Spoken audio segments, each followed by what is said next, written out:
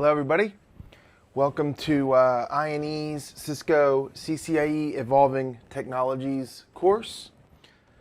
We'll get started here with a quick introduction just to let you know what's going to be covered in this course and what the intention is. For those of us who have not met, my name is Dave Smith, and on the screen here is my relevant information. This was mostly email address. If you want to contact me, that's generally the best way.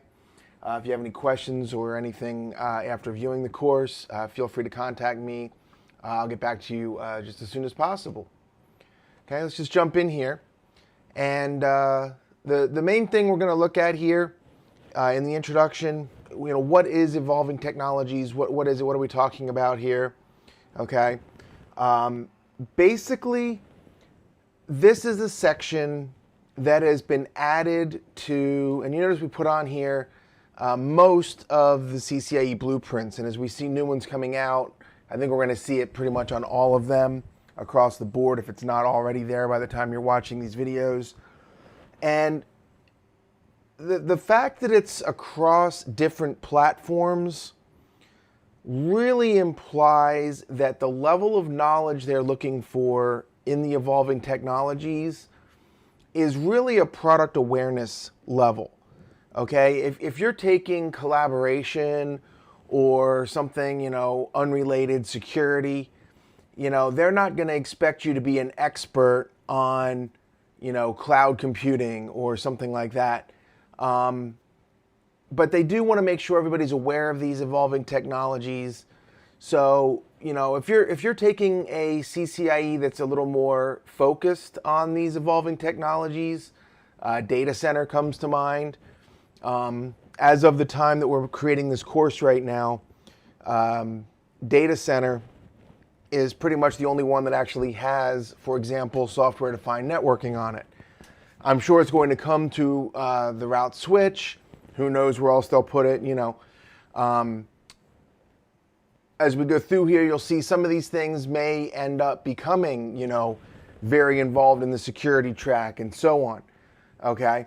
The point I'm really trying to make is this course is going to be focusing on the product awareness portion of it, the part that would apply to all the blueprints. If your particular blueprint, for whatever you're studying on your track, is more in depth on one of these topics, then of course you're going to have to know one of these topics a little more in depth if it's directly related to your track. But hopefully that would be involved in whatever other normal course of studying you're doing related to that course. Okay? So what Cisco's added to this new course is 3 sort of major topics. The first of which is cloud. Okay? Now, you might notice on the slide here, I have these listed as X.1, X.1A, X.1A, and all the different subpoints. I took these, of course, right off of Cisco's blueprint, but it is, of course, different for each track. That's why I put the X in there, and I don't have them memorized, of course. I think on route switch, these are all like 7.1. On Data Center, I think they're like 6.1 or 5.1, something like that.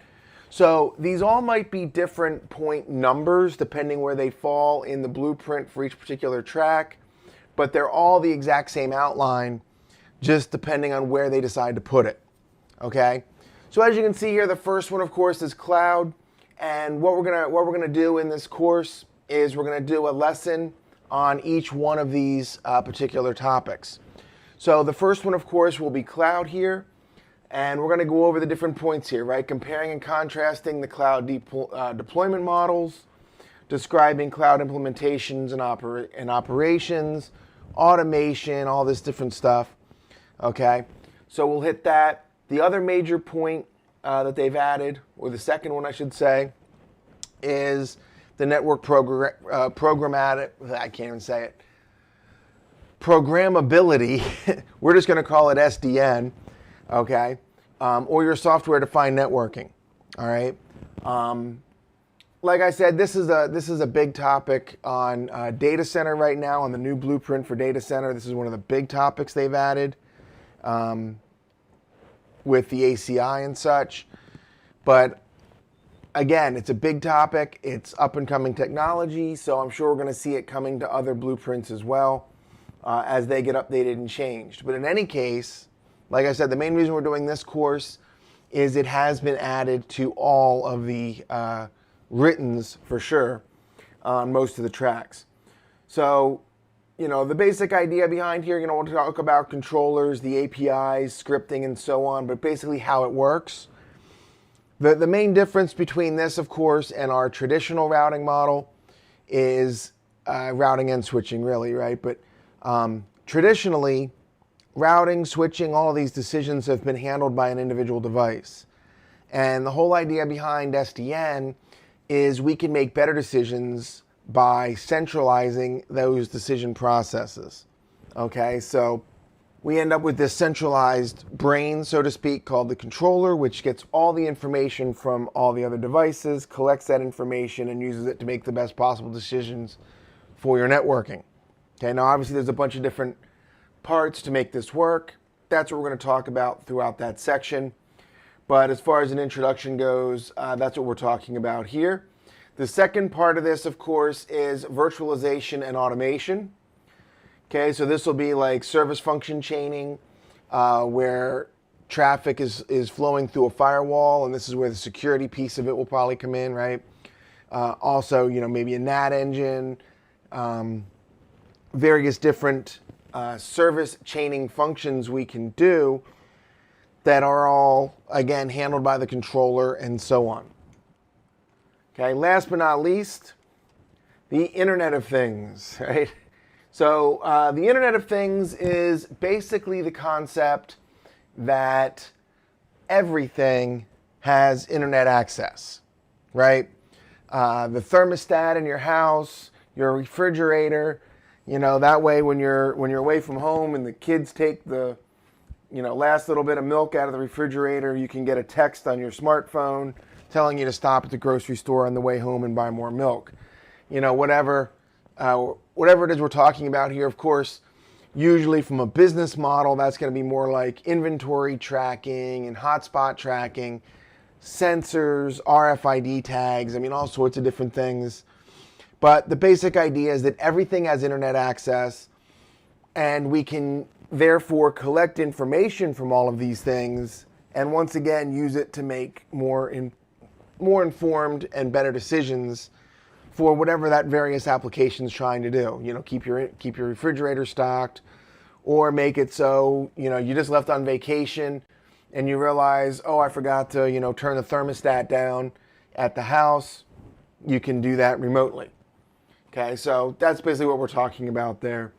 And we just sort of put a little quote together here, evolving technologies. Again, these have been added to all of the blueprints. Basically, again, they want to make sure that regardless of what track you're on, that you're actually keeping up with the latest trends. And again, at least to the level that you can talk about them and answer questions about them from a terminology standpoint. What are the different pieces? How does it generally work? Are you going to have to be, a full-blown expert on those three topics we just looked at? Not for most tracks.